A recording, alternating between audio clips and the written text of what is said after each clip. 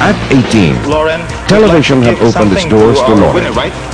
First, her first taste of the news was pinch hitting for the early morning news magazine, What's Up? In 1980, Lauren received her first big break as a newscaster. As guest co-host of the top-rating musical program, Discorama. As co-anchor of the late-night news program, The World Tonight.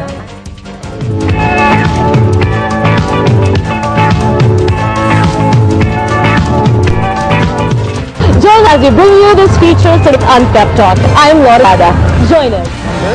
We're here to play the whistle and the with the ancient Romans to the good. And now, as we continue to reveal the inside story. And that's Inside Story.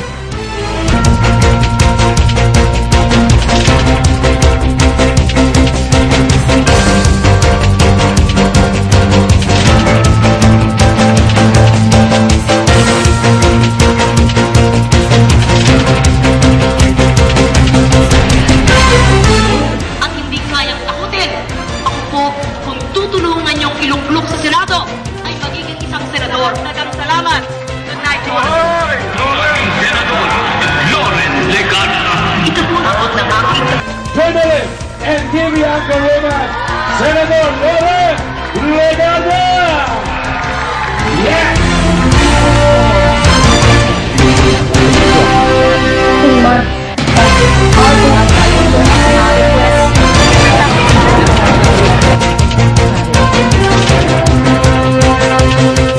And you, my dear friends in media, have always been like family to me, especially the Senate media. So salamat sa inyong pagdalo. For the culture of non-violence. Napakagandang kunggan, ano ang mga objektibo nito? Ako po si Lauren Legarda. Pero may magpilihan at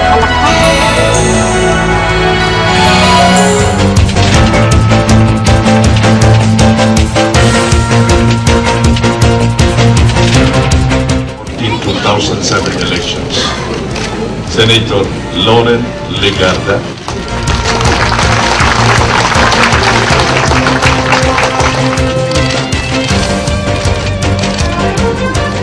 which nature suffers no depreciation, despite the greed-induced savagery we inflict on it.